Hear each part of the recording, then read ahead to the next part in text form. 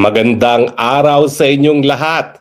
Pasensya na po kayo, medyo naantala ang ating Spokes Hour ngayon kasi ngayon po buong araw ay inaatupag ko yung aking medical insurance dito sa Austria. Bakit? Kasi po, grabe hika ko, grabe ang aking bronchitis dahil nga po sa init. Isang araw po 41, lakad ako ng lakad kaya ako tinamaan. Ngayon po 40 at hanggang bukas mananatiling 40. Wala pong mga aircon dito kaya talagang kung todo hika, kung todo bronchitis, mabuti na lang po bago umalis si ES Medeldea, yung kanyang may bahay, binigay sa akin yung kanyang antibiotics na kinakailangan ko for upper respiratory infection. Alam niyo naman, alam na natin mga sakit natin, alam natin mga gamot ko. So yung gamot ko talaga sa upper respiratory infection ay bronchitis ay binigyan ako ng marami ni Pieces Medeldea. And that's what's been sustaining me, no? Mula nung binigyan niya ako ng gamot na yon, siguro ito na yung pangatlong beses na kukuha ko, no? At anyway, 3 times the antibiotics over a span of almost 2 years, hindi naman siguro pag-abuso sa antibiotics yun, no? Talagang hindi naman ako kukuha until full blow na itong aking bronchitis. Kasi alam niyo kami mga diabetic, kami prone talaga to infection. So magsisimula yan hika, magiging upper respiratory infection, bronchitis, papunta na ng pneumonia. So iniiwasan talaga namin yung pneumonia. Anyway, totoo po, merong naghudas kay Bato. Now, bakit ba ho binabantayan ko mga pangyayari sa buhay ni Bato? Kasi po, bago pa ako umalis ng Pilipinas, nakipagpulong po sa akin si Bato at sinilihan namin yung aking engagement na kung siya ay makakasuhan sa ICC, ako'y tatayong abogado sa kanya. In fact, hindi lang siya ang kasama ng pagpupulong na yon, yung iba pang PNP chiefs of staff na tingin namin ay kakasuhan ay kasama rin. So inassure ko sila, wag kayong mag-alala dahil kung kayo naman ay makakasuhan sa ICC, pero at sa tingin ko, malabo na kayo ay makakarating na ICC dahil dapat iharap muna kayo sa hukuman ng Pilipinas, nandun naman ako para saluhin kayo. Kasi syempre, napakahirap naman na ang mga abogadong mag-a-apply sa iyo ay hindi mo kakilala kung sino. No? Ang abogado talaga, nakadepende talaga yan sa absolute trust ng kliyente. No? Paano ka naman magtatrust sa kliyente doon sa mga puti na hindi mo kakilala? Bagamat, alam niyo dyan sa ICC, dami talaga ambulance chasers dyan. So anyway, ang problema ko ngayon, mula nung ako'y nailipat sa Austria, wala na nga ako sa dahig. No? So kaya lalo kong binabantayan ang mga development sa kaso ni Senator Bato kasi kung siya mapapadala sa dahig, wala ako sa Hague. So kinakailangan meron din akong abisuhan na kakilalang abogado na sasalo habang hindi ako makarating sa dahig. Dahil medyo may technicality po ako ngayon na ako'y nag-aantay ng asylum decision ko dahil nga po ang Pilipinas ay kinansila ang aking passport, no? So para ikaw ay maging ICC lawyer, tatatakan yung passport mo ng visa for ICC lawyer, hirap, wala akong ganyang passport. So bubuo pa rin ako ng team ng mga abogado na sasalo kay Senator Bato, panandalian na hindi pa ako makapasok hanggang wala akong travel document bilang abogado sa ICC. So talagang ako po, binabantayan ko lahat ng development sa kaso ni Bato because yan po naman I promised him that I will assure him legal representation when he needs it in the ICC. Hindi lang po siya ang aking pinangakuan, yung iba pang dating PNP chiefs na posible rin na merong warrants of arrest. No? In any case, kinukumpirma ko po na meron po talagang naghudas. Kaya lang po, yung pagkakaalam ko, yung nalalaman kong paghudas, nangyari po 2 linggo nang nakakalipas. Kaya sa totoo lang, yung mga abogadong kinontak ko para saluhin si Bato habang ako'y hindi pa makapasok, tinimbrihan ko as of 2 weeks ago. Na okay, dahil babiyahe rin sila papunta ng dahig, ano kayo, ready kayo ha? Anytime, kung dadalhin sa dahig si Bato, sasaluhin natin on day 1. So, ang pagkakaalam ko po, yung paghuhuda sa kanya, 2 weeks ago, sinabihan ang otoridad kung nasaan siya. Siyempre, nakakalungkot, pera-pera pa rin yan dahil meron naman silang confidential funds. Talaga naman yan ang dahilan kung bakit sila may confidential funds, nabili impormasyon, at siyempre, malapit yan kay Senator Bato, no? Kaya talaga hudas ang nangyari. Mabuti na lang, ang balita ko, dahil kabaro naman itong si Bato, meron din nagbigay ng abiso kay Bato na alam nila kung nasaan ka. So yan po, hindi ko makukumpirma ha, hindi ko po sinasabi na nakausap po si Bato sa mga nakalipas araw. Sa katunayan po, hindi ko na siya nakausap mula nung ako'y umalis ng Pilipinas. Nung panandalian na lumutang siya sa Senado, nakapagpadala ko ng mga messages sa pamamagitan ni Atty. Torion, sa pamamagitan ng kanyang may bahay, pero that's it, wala na kaming pag-uusap. Pero ganun pa man, a promise is a promise. No? When I promise that I'll take care of his legal representation, ginagawa ko po. No? Kaya just in case siya mapapunta sa dahig, I ready ang legal representation. Pero ang pinaabot kong message talaga sa kanya, and wala akong pakialam kung magagalit ang mga bangag, wag na wag kang magpapahuli. Kasi wala nang jurisdiction ang ICC sa Pilipinas. So kaya lang na nakulong si Tatay Digong dyan, kinidnap nga ni Tatay Digong at ako, bagamat nagdesisyon ng ICC na meron silang jurisdiction, hindi pa po tapos yan. Hindi naman po ibig sabihin na palibasa sinabi ng ICC na meron silang jurisdiction, ICC lang ang magdedesisyon yan. Hindi po. Dahil ang ICC naman, wala naman pong teritoryo yan. No? Ultimately, yung bansa kung nasaan nakakulong si Tatay Digong ang mananagot kung mali ang pagkakakulong kay Tatay Digong. Kaya hindi pa po tapos ang usapan dyan. Kaya lang, hayaan natin umusan ng proseso kasi kampante naman ako na ngayon na the pressure is on the ICC, talaga mag-iisip sila ng mga pamamaraan para maiwasan yung mas marami pang bansa na bumitiw sa ICC. At yan ay sa pamamagitan ng pagkilala na kapag wala ng jurisdiction ng ICC, hindi ba kikialam ang ICC? At talaga namang wala ng jurisdiction ng ICC sa kaso ng Pilipinas, kaya dapat hindi siya makialam. Alam niyo malungkot, samantalang si Senator Bato at yung mga dating PNP chiefs ay nakipagpulong sa akin para talagang paghandaan. Si Tatay Digong hindi.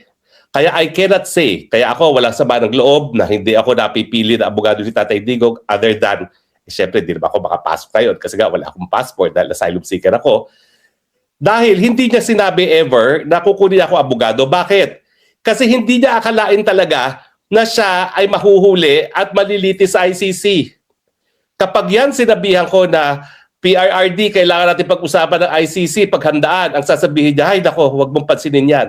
Dahil wala nang jurisdiction yan. Hindi na tayo pwedeng litisin. Yan po talaga ang sagot niya.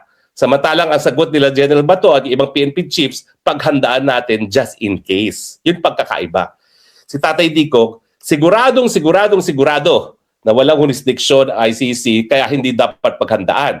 Kaya nga, di ba, pinayagan niya na mag-imbestiga yung mga ICC investigators. Alam niya yan. Yung sinabi ni BP Sara sa talumpati niya sa ICC, alam niya yan. Alam ko rin yan. Bakit? Ay nako, wag na. Wag na natin sabihin kung bakit ko alam din. Okay? Pero alam po yan ng aking mga kaklase lang sa law school kung bakit alam ko ang mga gawain ng mga investigators sa ICC sa Pilipinas. Gayong ako doon mga panahon na yon ay nasa Malacanang. Pero in any case, sabi ni Tatay Digong, hayaan mo sila mag-imbestiga.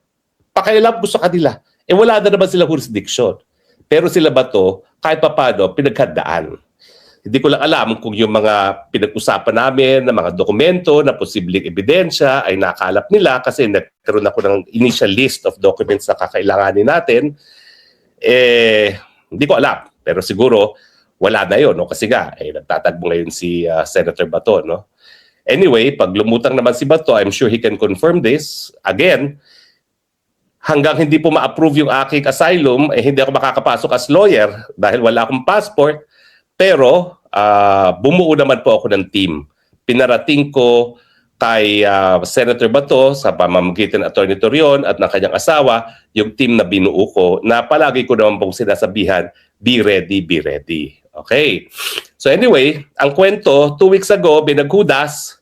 Pero matapos na may naghudas, yung pinagsabihan ng hudas, winardingan din si Bato dahil kabaro. Kaya naman, walang nangyari 2 weeks ago. Pero nung lumabas itong balita-balita na baka nahuli na si Bato, well, unang-una, hindi po ako maniniwala sa kahit anong sasabihin na ng gobyerno. Kasi kita mo ginawa nila kay Tatay Digong. Kita Tatay Digong, hindi natin alam talaga kung ano nangyayari. Basta ginawa lang nila, kinidnap, pinadala. O until nag-imbestiga ang Senado, di natin nalaman ni wala palang request na binigay ang ICC sa Pilipinas to cooperate for the apprehension. Walang red notice alert ang Interpol. Basta na lang unilaterally sinabi ni Marcos, dalhin na yan sa dahig. Kaya ako, maski sabihin ng gobyerno, hindi pa nahuhuli, hindi ako naniniwala dyan. Kasi, syempre, alam nila na mayroon pa nakabinbin na petisyon si Senator Bato, kasama yung petisyon na hinain natin, no, para kay Congressman Pulong, na nagsasabi na hindi dapat surrender si Tatay Digong sa dahig, no? So, kapag yan na-resolba at nagkaroon ng desisyon ng Korte Suprema na talagang wala ng jurisdiksyon ng ICC at hindi naman sakop ng ICC ang Philippine Supreme Court. Ang Philippine Supreme Court ay magdedesisyon ng sarili niya kung may jurisdiction pa o wala ng ICC. Siyempre, hindi na po pwedeng arestuhin ng mga otoridad sa Pilipinas yan. At dahil dyan sa pendency ng kaso na yan, ang gagawin nila, parang ginawa rin nila kay Tatay Digong, wala nang delay. Wala nang harap-harap sa lokal na hukuman. Wala na yung mga probisyon ng ICC na yan. Basta isasakay sa eroplano at dadalhin sa dahig. Kaya nga, listo rin naman ako doon sa legal team na binuo ko, maski hindi ako makakapasok ngayon dahil wala pa akong travel document, at least sigurado na may legal defense kaagad si Bato. Bakit kailangan yun? Kasi nga po, ang daming ambulance chasers dyan sa ICC. Nakakadiri ang mga abogado na magpepresenta sa kanilang mga sarili para maging abogado ng mga akusado sa ICC. Bakit? Kasi meron nga po legal aid. Miski walang pera yung akusado, malaki-laki yung legal aid, 30,000 euros a month yun for a team.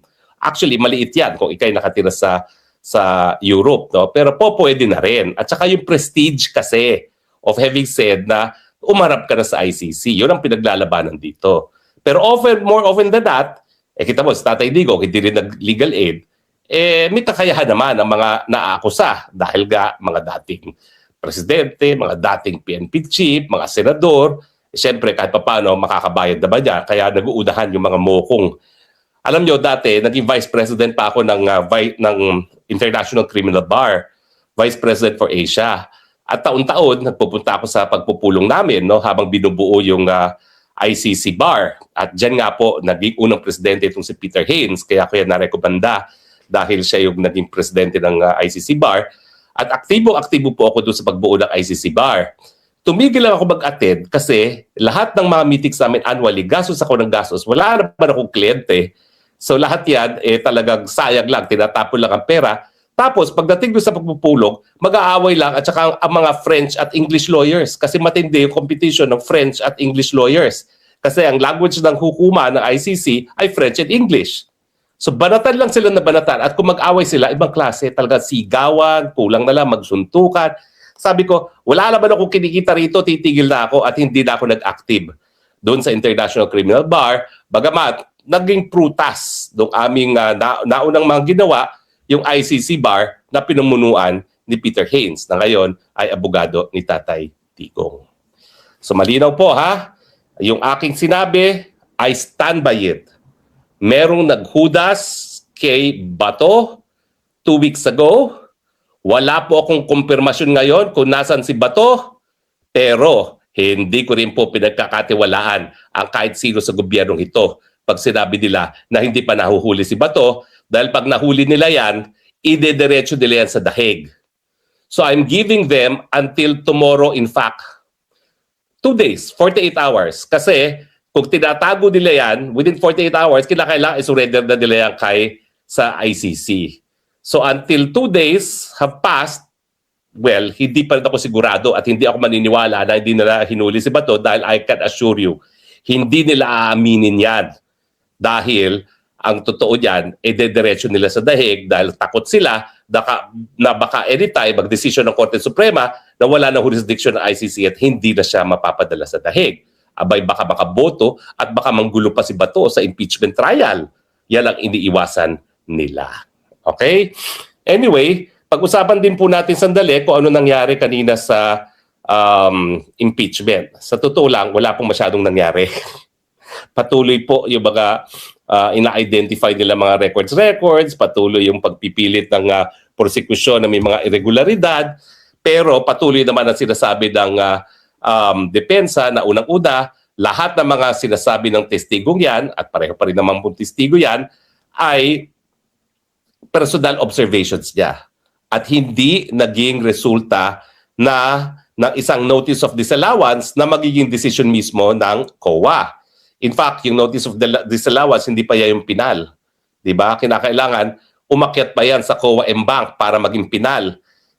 In other words, walang personal observation na katibayan na nangurakot si BP Sara ng kanyang confidential fund. Yan ay personal na observation lamang. Pero importante na inamin nitong witness na ito na wala siyang nakita ni isang sentimo na confidential fund na napunta sa bulsa ni Inday Sara. So dapat talaga i-dismiss na yan. Sa tingin ko, dahil ito'y 13th day na at everyday cost the taxpayers 25 million at sa ngayon wala pa talaga silang direktang ebidensya na nagpapakita na kahit anong kasalanan ni Inday Sara, nagsisisi na ngayon yung mga prosecution na yan. Kasi alam mo, pag ito walang nangyari sa kanila, wala naman talaga mangyari dahil walang ebidensya, talagang sira ang kanilang mga professional careers. Ang problema, miski sabihin na natin na sa politika, gigipitin ng mga senador para bumoto para sa conviction, kapag nakita naman ng taong bayan, wala talagang ebidensya at sa ngayon, wala naman kahit anong ebidensyang napapakita pa, baliwala yan. Baka yan pa ang inaantay ng taong bayan para talaga magkaroon na ng people power. Ang isang conviction na walang ebidensya, no? Di natin alam.